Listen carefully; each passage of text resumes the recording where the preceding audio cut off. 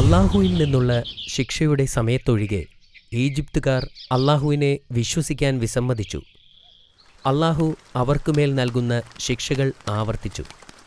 അപ്പോഴെല്ലാം അവർ മൂസാ നബിയിൽ അഭയം തേടി. ഇസ്രായേലി ജനതയെ മോചിപ്പിക്കാമെന്ന് വാഗ്ദാനം നൽകുകയും അതു കഴിഞ്ഞാൽ വാക്ക് തെറ്റിക്കുകയും ചെയ്യും. അവസാനം ഇനി അവരോട് കരുണ കാണിക്കേണ്ടതില്ലെന്ന് അല്ലാഹു തീരുമാനിച്ചു. മൂസാ നബിയോട് അദ്ദേഹത്തിൻ്റെ അനുയായികളുമായി ഈജിപ്തിൽ നിന്നും പോകാൻ അല്ലാഹു കൽപ്പിച്ചു. അവർ അവരുടെ വസ്ത്രങ്ങളും മറ്റു സാധനങ്ങളുമായി മൂസാ നബിയോടൊപ്പം പുറപ്പെട്ടു. ഈ വലിയ കുടിയേറ്റത്തെ പിന്നീട് പലായനം എന്ന് വിളിച്ചിരുന്നു. രാത്രിയുടെ ഇരുട്ടിൽ പ്രവാചകൻ തൻ്റെ ജനത്തെ ചെങ്കടലിന് നേരെ നയിച്ചു. എന്നാൽ ഇസ്രായേല്യർ നഗരം വിട്ടതായി മനസ്സിലാക്കിയ ഫിർഔൻ കോപാകുലനായി. ഇസ്രായേല്യരെ പിന്തുടരാനും പിടിച്ചുകെട്ടാനും അവൻ ഒരു സൈന്യത്തെ വിളിച്ചുകൂട്ടി. അതിരാവിലെ ഇസ്രായേല്യർ ചെങ്കടലിൽ എത്തിയിരുന്നു. പ്രവാചകൻ തിരിഞ്ഞു നോക്കിയപ്പോൾ അവരുടെ അടുത്തേക്കെത്തിക്കൊണ്ടിരിക്കുന്ന സൈന്യത്തെ കണ്ടു. ഉടൻ തന്നെ അവർ പിടിക്കപ്പെടുമെന്ന് നബിക്ക് മനസ്സിലായി. മുന്നിൽ ചെങ്കടലും പിറകിൽ ഫിർഔന്റെ സൈന്യവുമായിരുന്നു. ഭയവും ഭീതിയും ജനങ്ങളിൽ പടരാൻ തുടങ്ങി. മൂസാ നബി അലൈഹിസ്സലാം കടലിൻ്റെ അടുത്തേക്ക് നടന്നു ദൂരേക്ക് നോക്കി. അപ്പോൾ യൂഷാഹ് അലൈഹിസ്സലാം മൂസാ നബിയോട് ചോദിച്ചു, നമ്മുടെ മുൻപിൽ ഈ വലിയ കടൽ തടസ്സമായി നിൽക്കുന്നു. പുറകിൽ ശത്രുക്കൾ അടുത്തെത്താറായി. തീർച്ചയായും മരണം ഒഴിവാക്കാനാവില്ല. എന്നാൽ പ്രവാചകൻ പരിഭ്രാന്തനായില്ല. അദ്ദേഹം നിശബ്ദനായി. ഇസ്രായേൽ ജനതയെ മോചിപ്പിക്കാമെന്ന തൻ്റെ വാഗ്ദാനത്തിൽ ഉറച്ച് അല്ലാഹുവിൻ്റെ കൽപ്പനയ്ക്കായി അദ്ദേഹം കാത്തുനിന്നു. പ്രവാചകന്റെ വടികൊണ്ട് കടലിലടിക്കാൻ അല്ലാഹുവിൻ്റെ കൽപ്പന വന്നു. മൂസാ നബി അല്ലാഹുവിൻ്റെ കൽപ്പന പോലെ ചെയ്തു. ഉടൻ ശക്തമായ കാറ്റ് വീശുകയും കടലിൽ തിരമാലകൾ ഉയരുകയും ചെയ്തു. പെട്ടെന്നാണ് ആ അത്ഭുതം സംഭവിച്ചത്. കടൽ രണ്ടായി മാറുകയും ജനങ്ങൾക്ക് നടക്കാനുള്ള വഴിയുണ്ടാവുകയും ചെയ്തു. അപ്പോൾ പ്രവാചകൻ തൻ്റെ ജനങ്ങളുമായി കടലിലേക്ക് കടന്നു. അവർ അതുവഴി നടക്കുമ്പോൾ തിരമാലകൾ അവർക്ക് ഇരുവശവും മല പോലെ നിന്നു. ജനങ്ങളെല്ലാം സുരക്ഷിതമായി അപ്പുറം കടക്കുമെന്ന് പ്രവാചകന് ഉറപ്പുണ്ടായിരുന്നു. പ്രവാചകൻ തിരിഞ്ഞു നോക്കിയപ്പോൾ ഫിർഔനും അയാളുടെ സൈന്യവും അടുത്തുവരുന്നത് കണ്ടു. ഫിർഔനും അവൻ്റെ സൈന്യവും ഈ അത്ഭുതം കണ്ടു. എന്നാൽ ഫിർഔൻ ഈ അത്ഭുതം തൻ്റെ കഴിവുകൊണ്ടാണെന്ന് വരുത്തി തീർക്കാൻ ആഗ്രഹിച്ചു. അതുകൊണ്ട് അവൻ തൻ്റെ ആളുകളോട് വിളിച്ചു പറഞ്ഞു, നോക്കൂ, എൻ്റെ ആജ്ഞപ്രകാരം കടൽ തുറന്നിരിക്കുന്നു. അതുകൊണ്ട് നമ്മൾക്കവരെ പിടികൂടാം. അവർ ഇസ്രായേലിനെ പിന്തുടർന്നു കടലിലൂടെ നടന്നു നീങ്ങി. അവർ പകുതി ദൂരമെത്തിയപ്പോൾ കടൽ പഴയ പോലെയായി. താൻ മരിക്കാൻ പോകുകയാണെന്ന് ഫിർഔൻ തിരിച്ചറിഞ്ഞു. അല്ലാഹു അല്ലാതെ മറ്റൊരു ദൈവമില്ലെന്ന് ഞാൻ വിശ്വസിച്ചിരിക്കുന്നു. ഞാൻ നിനക്ക് മുന്നിൽ കീഴടങ്ങിയിരിക്കുന്നു, അവൻ ഉച്ചത്തിൽ വിളിച്ചു പറഞ്ഞു. എന്നാൽ വളരെ വൈകിപ്പോയിരുന്നു. അതോടെ ഫിർഔന്റെ ദുർഭരണം അവസാനിച്ചു. തിരമാലകൾ അവൻ്റെ ശരീരം കരയിലേക്ക് കൊണ്ടുവന്നു. ഈജിപ്തുകാർക്ക് അവൻ്റെ മൃതദേഹം കണ്ടപ്പോൾ മനസ്സിലായി, ഇത്രയും നാൾ തങ്ങൾ ആരാധിച്ചിരുന്ന മനുഷ്യന് സ്വന്തം മരണത്തിൽ നിന്ന് രക്ഷപ്പെടാൻ കഴിയില്ലെന്ന്. അതൊരു ദൈവമല്ലായിരുന്നു എന്ന് അവരിപ്പോൾ തിരിച്ചറിഞ്ഞു. അല്ലാഹു ഇസ്രായേൽ ജനതയോട് കരുണ കാണിക്കുകയും അവരെ സുരക്ഷിതമായി ഈജിപ്തിൽ നിന്ന് പുറത്തെത്തിക്കുകയും ചെയ്തു. മരുഭൂമിയിലൂടെ കുറച്ച് ദിവസം നടന്നപ്പോൾ അവർക്ക് ദാഹിക്കാൻ തുടങ്ങി. അപ്പോൾ പ്രവാചകനോട് തൻ്റെ വടിവച്ച് പാറയിലടിക്കാൻ അല്ലാഹു കൽപ്പിച്ചു. എന്തൊരത്ഭുതം! പാറയിൽ നിന്നും 12 നീരുറവകൾ വന്നു. ഓരോ നീരുറവയും 12 വ്യത്യസ്ത ഗോത്രക്കാർക്ക് വേണ്ടിയുള്ളതാണ്. വെള്ളം പങ്കുവയ്ക്കുന്നതിൽ യാതൊരു തർക്കവും ഉണ്ടാവാതിരിക്കാൻ വേണ്ടിയാണ് അല്ലാഹു ഇങ്ങനെ ചെയ്തത്.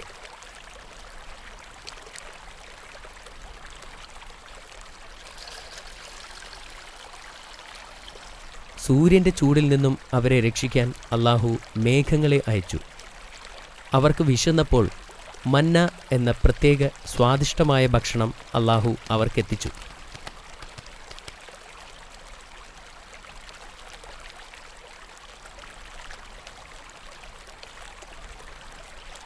എന്നിട്ടും അള്ളാഹുവിൻ്റെ ഔദാര്യത്തിൽ പലരും പ്രവാചകനോട് പരാതി പറഞ്ഞു. മൂസാ നബി ജനങ്ങളെ ശകാരിക്കുകയും അടിമത്വത്തിൽ നിന്ന് ഇപ്പോൾ മോചിപ്പിക്കപ്പെട്ടിട്ടേയുള്ളൂ എന്ന് ഓർമ്മിപ്പിക്കുകയും ചെയ്തു. അതിൽ സന്തോഷിക്കാനും അള്ളാഹുവിൻ്റെ ഔദാര്യത്തിന് നന്ദി പറയാനും ആവശ്യപ്പെട്ടു. ഇസ്രായേല്യർ മന്ന ഭക്ഷണം കഴിച്ച് മടുക്കുകയും യാത്ര ചെയ്ത് ക്ഷീണിക്കുകയും ചെയ്തിരുന്നു. യഥാർത്ഥത്തിൽ കനാൻ എന്നു പേരുള്ള ഒരു സ്ഥലമുണ്ടോ എന്ന് അവർ അത്ഭുതപ്പെട്ടു. എവിടേക്കാണ് പോകേണ്ടത് എന്നറിയാതെ ജനങ്ങൾ ദിവസങ്ങളോളം മരുഭൂമിയിലൂടെ സഞ്ചരിച്ചു.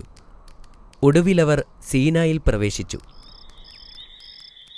ഈജിപ്തിലേക്ക് പോകുന്നതിന് മുമ്പ് ദൈവത്തോട് സംസാരിച്ച സ്ഥലമായിരുന്നു ഇതെന്ന് നബിക്ക് മനസ്സിലായി. മൂസാ നബി അലൈഹിസ്സലാം ആ പർവ്വതത്തിലേക്ക് കയറാൻ തീരുമാനിച്ചു. അദ്ദേഹം വരുന്നതുവരെ ജനങ്ങളുടെ ഉത്തരവാദിത്വം സഹോദരൻ ഹാറൂനിനെ ഏൽപ്പിച്ചു. എന്നാൽ മല കയറുന്നതിന് മുമ്പ് 30 ദിവസം നോമ്പെടുക്കാൻ അള്ളാഹു പ്രവാചകനോട് കൽപ്പിച്ചു. 30-ാം ദിവസം വീണ്ടും 10 ദിവസം കൂടി നോമ്പെടുക്കാൻ അള്ളാഹു കൽപ്പിച്ചു. ഉപവാസം പൂർത്തിയായപ്പോൾ ഒരിക്കൽ കൂടി അള്ളാഹുവിനോട് സംസാരിക്കാൻ പ്രവാചകൻ തയ്യാറായി. പിന്നെ അദ്ദേഹം മല കയറാൻ തുടങ്ങി. മലകയറ്റം വളരെ പ്രയാസമേറിയതായിരുന്നു. അദ്ദേഹം മലമുകളിലെത്തിയപ്പോൾ അള്ളാഹു അദ്ദേഹത്തിന് 2 ചെറുഗ്രന്ഥങ്ങൾ കൊടുത്തു. ഇസ്രായേലരെ ഭരിക്കാനുള്ള പ്രത്യേക നിയമങ്ങൾ എഴുതപ്പെട്ടതായിരുന്നു അത്. മൂസാ നബി പോയിട്ട് 40 ദിവസങ്ങളായി. ജനങ്ങൾ അക്ഷമരായി. അവർക്കിടയിൽ നിന്നും സമീരി എന്നു പേരുള്ള തിന്മയിലേക്ക് കൂടുതൽ ചായ്വുള്ള ഒരാൾ വന്നു. പ്രവാചകൻ അവരെ വിട്ടു പോകുമെന്നും അതുകൊണ്ട് അവരെ നയിക്കാൻ മറ്റൊരാൾ വേണമെന്നും നിർദ്ദേശിച്ചു. ശരിയായ മാർഗനിർദ്ദേശം നൽകാൻ യഥാർത്ഥ ദൈവം നിങ്ങൾക്കുണ്ടാകണം. അവൻ ഇസ്രായേലരോട് വിളിച്ചു പറഞ്ഞു, ഞാൻ നിങ്ങളെ സഹായിക്കാം. ആദ്യം അവരുടെ ആഭരണങ്ങളെല്ലാം ശേഖരിച്ചു. നിലത്ത് ഒരു കുഴി കുഴിച്ചു. അതിൽ ആഭരണങ്ങളിട്ട് അവൻ തീ കത്തിച്ചു. അതിൽ നിന്നൊരു പ്രതിമയെ ഉണ്ടാക്കി.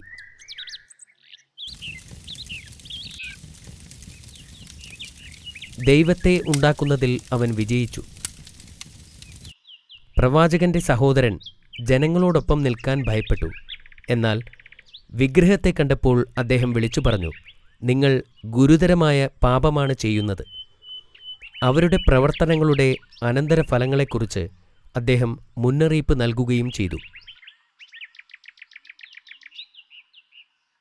മൂസാ നബി തിരിച്ചു വന്നാൽ മാത്രമേ ഞങ്ങൾ ഈ ദൈവത്തിലുള്ള ആരാധന നിർത്തുകയുള്ളൂ. ജനങ്ങൾ പറഞ്ഞു. സത്യവിശ്വാസികളും ബഹുദൈവ വിശ്വാസികളുമായി അവർ വിഭജിക്കപ്പെട്ടു. മൂസാ നബി അലൈഹിസ്സലാം തിരിച്ചു വന്നപ്പോൾ കണ്ടത് പ്രതിമയ്ക്ക് ചുറ്റും നൃത്തം ചെയ്യുന്ന തൻ്റെ ജനങ്ങളെയാണ്. അദ്ദേഹത്തിന് അപമാനവും കോപവും വന്നു. ദേഷ്യം കൊണ്ട് അദ്ദേഹം കയ്യിലിരുന്ന ഗ്രന്ഥം തറയിലേക്കെറിഞ്ഞു. മൂസാ നബി ഹാറൂണിൻ്റെ താടിയിൽ പിടിച്ചുകൊണ്ട് ചോദിച്ചു, അവർ ചെയ്യുന്നത് കണ്ടിട്ട് നീ എന്തുകൊണ്ട് തിരിച്ചു വിളിച്ചില്ല? നിനക്കവരെ എതിർക്കാമായിരുന്നില്ലേ? അങ്ങനെ ചെയ്താൽ അവരെന്നെ കൊല്ലുമായിരുന്നു. ഹാറൂൺ പറഞ്ഞു. ഹാറൂണിൻ്റെ നിസ്സഹായത നബിക്ക് മനസ്സിലായി. അദ്ദേഹം സ്ഥിതിഗതികൾ ശാന്തമായും ബുദ്ധിപരമായും കൈകാര്യം ചെയ്യാൻ തുടങ്ങി. മൂസാ നബി സമീരിയോട് പറഞ്ഞു, നിങ്ങൾ ഇവിടെ നിന്ന് പോവുക. നിങ്ങളുടെ ജീവിതം നിങ്ങൾ ഒറ്റയ്ക്ക് ജീവിക്കുക. പ്രവാചകൻ അയാളെ പറഞ്ഞുവിട്ടു. വിഗ്രഹത്തെ ആരാധിച്ചതിന് അവർക്ക് അള്ളാഹു ശിക്ഷ നൽകാൻ പോവുകയാണെന്ന് പ്രവാചകൻ അറിയാമായിരുന്നു. അദ്ദേഹം ഓരോ ഗോത്രത്തിൽ നിന്ന് മുതിർന്ന 70 പേരെ തിരഞ്ഞെടുത്തു. എന്നിട്ട് അള്ളാഹുവിനെ വഴിപ്പെടാനും ചെയ്ത തെറ്റിൽ ഖേദിക്കുവാനും ആവശ്യപ്പെട്ടു. എന്നിട്ട് അവരെയും കൂട്ടി സീനായി പർവ്വതത്തിലേക്ക് കയറി. മലയുടെ മുകളിലെത്തിയപ്പോൾ അവരോട് അവിടെ നിൽക്കാൻ പറഞ്ഞിട്ട് അദ്ദേഹം മുന്നോട്ടു പോയി. അവിടെ അദ്ദേഹം അള്ളാഹുവുമായി സംസാരിക്കാൻ തുടങ്ങി. അവർക്ക് മൂസാ നബി സംസാരിക്കുന്നത് കേൾക്കാൻ കഴിയാമായിരുന്നു, പക്ഷേ കാണാൻ കഴിയില്ലായിരുന്നു. പ്രവാചകൻ തിരിച്ചു വന്നപ്പോൾ അവർ നബിയോട് പറഞ്ഞു, മൂസ, ഞങ്ങൾ അള്ളാഹുവിനെ കാണുന്നതുവരെ ഒരിക്കലും നിന്നെ വിശ്വസിക്കില്ല. അവരുടെ ധിക്കാരപരമായ ആവശ്യം കാരണം അള്ളാഹു അവർക്കുമേൽ ഇടിമുഴക്കവും ഭൂകമ്പവും അയക്കുകയും അവരെല്ലാം ഉടനടി കൊല്ലപ്പെടുകയും ചെയ്തു. മലയുടെ താഴെ നിൽക്കുന്ന ഇസ്രായേൽ ജനതയോട് എന്തു പറയണമെന്നോർത്ത് പ്രവാചകൻ വളരെ ദുഃഖിതനായിരുന്നു. മരിച്ചവരോട് പുറത്തു കൊടുക്കാൻ വേണ്ടി അദ്ദേഹം അള്ളാഹുവിനോട് പ്രാർത്ഥിച്ചു.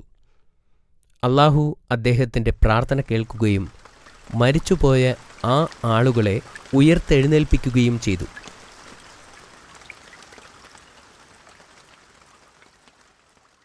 ഇസ്രായേല്യർ വളരെ കാലം മരുഭൂമിയിലൂടെ അലഞ്ഞു നടന്നു. പ്രവാചകൻ തൻ്റെ ജനതയുടെ അജ്ഞത മൂലം വളരെ കഷ്ടപ്പെട്ടിരുന്നു. ഇസ്രായേൽ ജനത്തിനു വേണ്ടി അദ്ദേഹം സകലതും സഹിച്ചു. അവർ ചെയ്ത പാപങ്ങൾ കാരണം വാഗ്ദത്ത ഭൂമിയിലേക്ക് അള്ളാഹു അവരെ ഒരിക്കലും എത്തിച്ചില്ല.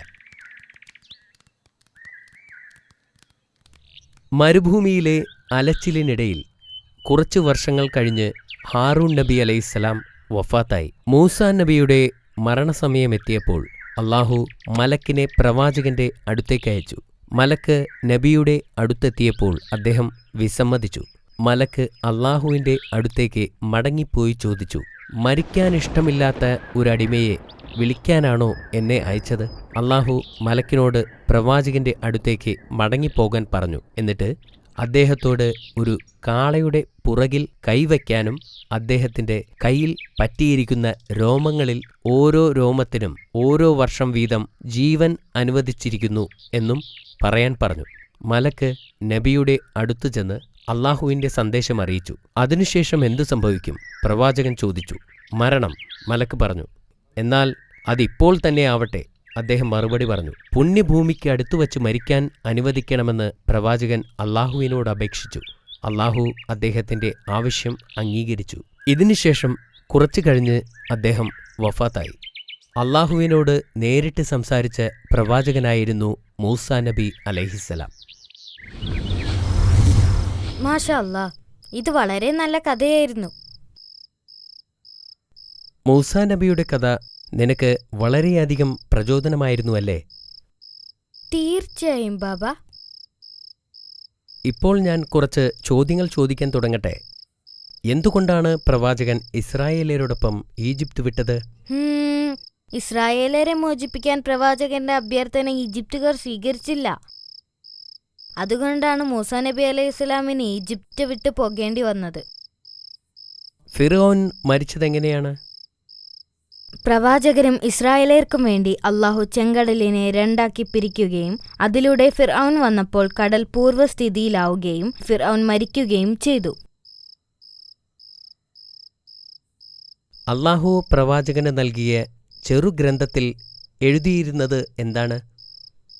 ഈ ഉത്തരം എനിക്കറിയാം. ഇസ്രായേലരെ ഭരിക്കാനുള്ള പ്രത്യേക നിയമങ്ങൾ എഴുതിയ ഗ്രന്ഥങ്ങളായിരുന്നു അത്.